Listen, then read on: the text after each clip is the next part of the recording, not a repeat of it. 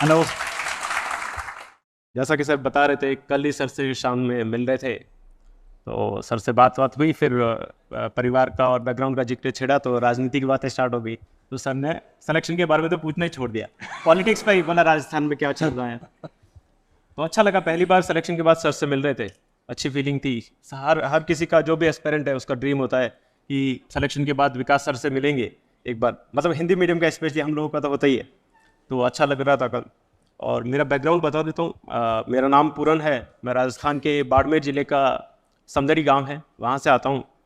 और पिताजी शुरू से राजनीति में थे, तो वहाँ से एक प्रेरणा थी कि यार कुछ करना है, लेकिन राजनीति में इंटरेस्ट था नहीं। वहीं से शुरुआत हुई और फिर मैंने बीटेक किया है इलेक्ट्रॉनिक्स में। और वहाँ से फिर मैंने सोचा कि आईएएस की तैयारी स्टार्ट करते हैं। तो शुरू में ये था कि यार इंग्लिश मीडियम से ही सिलेक्शन हो रहा है, सबका ये था कि यार हिंदी माध्यम से सिलेक्शन नहीं हो रहे।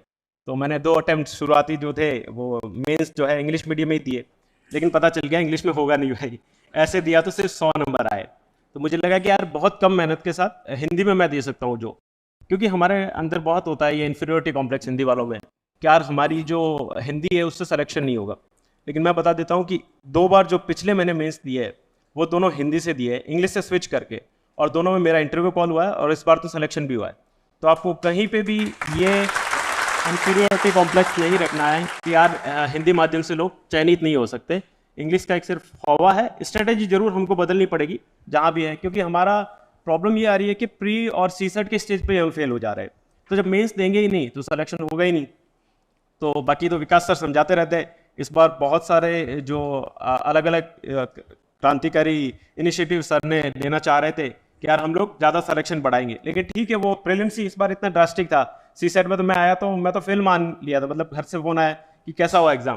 मैंने कहा बात ही मत करो, बात मैं तो जा रहा हूँ कि बाहर फोन स्विच ऑफ कर दिया। मैंने कहा होना ही नहीं है कैसे, लेकिन रिजल्ट आया तो लकीली सिलेक्शन हो गया। ये सारी डेस्टिनी की बातें होती है, जो लिखा हुआ है वो हो गई।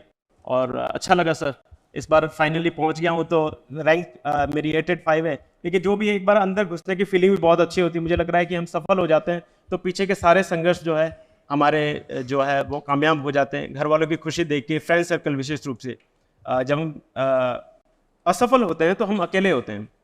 तो मैं कई बार जब फेल हो गया था पिछली बार 21 में, तो मेरे साथ मनोहर दान जी सारंग थे जिन्होंने फर्स्ट अटेम्प्ट में इंटरव्यू दे रखा था। तो हम दोनों ही फेल हो गए। अब क्या करें, लास्ट 4 दिन बाद ही प्रीलिम्स का एग्जाम था, तो कुछ समझ में नहीं आता है क्या किया जाए। मतलब एक तो पढ़ते भी नहीं है, सबको लगता है जब इंटरव्यू दे रहे होते हैं सबको लगता है यार इस बार सिलेक्शन हो ही जाएगा, इस बार तो फोड़ देंगे, लेकिन रिजल्ट आया नॉट फाउंड। तो फिर हम लोग यहाँ से जयपुर गए वापस प्रीलिम्स का एग्जाम देने। तो ऐसा लग रहा था कि यार जीवन खत्म हो गया है, ऐसा लग रहा था कुछ भी नहीं हो पाएगा यार, क्या करेंगे फिर से, इतनी उम्मीदें थी घर वालों की सबकी। तो फिर वापस एक तो बार तो दिल्ली से मैं छोड़ के चला भी गया, लेकिन फिर से दोस्त दोस्त आपके इसीलिए महत्वपूर्ण, मैं ये चीज़ इसलिए बताना चाह रहा हूँ कि आपकी लाइफ में मोटिवेशन होना बहुत ज़रूरी है। दोस्तों ने, फैमिली ने बहुत सपोर्ट किया, उन लोगों ने यार कि क्या हो गया, मतलब फेल ही तो हुए हैं, लाइफ खत्म नहीं हुई है, तो फिर से आओ, फिर से ट्राई करो। उन लोगों ने मेरे लिए यहाँ पे रूम अरेंज किया, सारी प्रॉब्लम्स थी खाने का, बोला भाई तुझे कुछ नहीं करना, तू तैयारी कर चुपचाप, बाद में निकलेगा, इस बार वापस तैयारी के साथ दे। तो लकीली उन लोगों का सपोर्ट, मैं इस ये जो मोमेंट है, अगर मैं उनका थैंक यू नहीं कहूँगा तो मुझे लग रहा है जस्टिफाई नहीं होगा। उन सबको, जो भी दोस्त मेरे साथ थे, वो अमित अभी भी रील बना रहा वहाँ से, तो उसने बहुत सपोर्ट किया। मेरा भाई विक्रम, क्योंकि मैं यहाँ पे था और पीछे घर की सारी जिम्मेदारियां मेरा छोटा भाई होते हुए भी उसने संभाली, उसका थैंक यू। मेरे मम्मी पापा जिन्होंने सपोर्ट, मतलब मम्मी पापा तो सबके सपोर्ट करते हैं, वो अनवेवरिंग फेथ आप में दिखाएंगे। आप गलत कर लोगे, उनको पता है नहीं भी पढ़ रहे, वो बोलेंगे नहीं मेरा बेटा हो जाएगा, वो हो जाएगा, तू बस पढ़ता रहे। तो उन लोगों ने जितना भी सपोर्ट किया है उन सबको थैंक यू, जिन लोगों ने भी।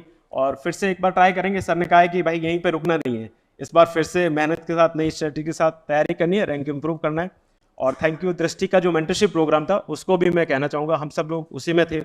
तो उसने राइटिंग स्किल्स में, मेंस प्रोग्राम में बहुत हेल्प किया। सर का जो है इनपुट हर स्टेज पे मिलते रहे। और आपके लिए, क्योंकि यहाँ तो अल्टीमेटली तो आप पढ़ाई करने आए हो, तो हर और स्ट्रेटेजी आपकी पढ़ाई से रिलेटेड ही होनी चाहिए। बाकी सारी बातें होगी, मैं बोलूँगा वो भी लाइफ का इंपॉर्टेंट पार्ट है, लेकिन अगर आप पढ़ाई नहीं करेंगे और उसकी स्ट्रेटेजी में इंप्रूव नहीं करेंगे तो हर बार रिजल्ट वही सेम आएगा। तो मैंने पिछली बार के स्ट्रेटेजी थी उससे इंप्रूव किया, तो इस बार रिजल्ट थोड़ा बदला है। इस बार और सर कुछ बताएंगे या जो भी होगा उससे और इम्प्रूव होगा।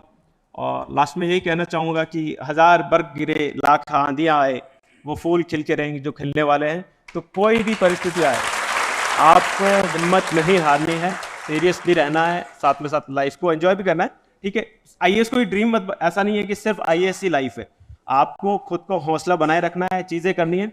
और इंटरव्यू की स्टेज पे विशेष रूप से हम हिंदी मीडियम के छात्र हैं, तो मैं टैफ का फॉर्म जब भर रहा था तो यार हमारे हॉबीज़ में इंटरेस्ट में बहुत प्रॉब्लम आती है और हम मैन्युफैक्चर्ड हॉबीज़ बना लेते हैं और इंटरव्यू के स्टेज पे हमारे कम मार्क्स आते हैं। तो अपने साथ साथ हॉबी डेवलप करते रहिए। अगर कोई कॉलेज के लेवल पे है, ग्रेजुएशन में अभी है, फाइनल में होगा, तो आप जो एक्स्ट्रा करिकुलर एक्टिविटीज़ है उसमें पार्टिसिपेट कीजिए। पढ़ाई के साथ साथ वो बहुत इंपॉर्टेंट है।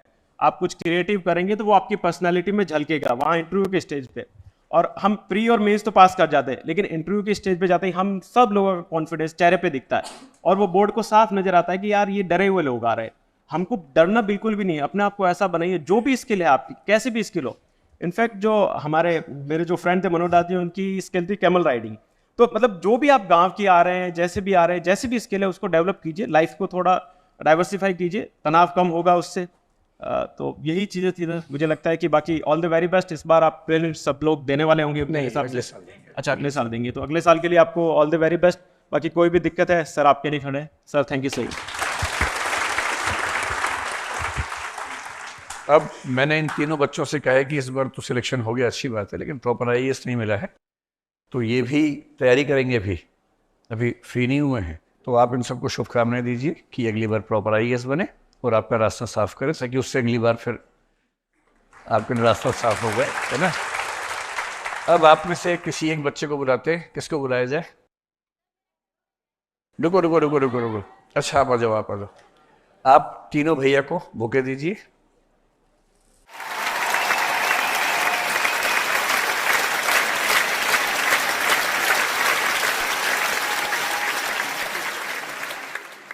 देखिए ये जो बच्चा है ना, इसकी स्ट्रगल्स बहुत अलग किस्म के हैं, तो एक बार उनसे मिलते हैं। मेरा ख्याल है कि आपको समझ में आएगा कि आप बहुत खुशनसीब व्यक्ति हैं। ठीक, बुलाइए बुलाइए बुलाइए।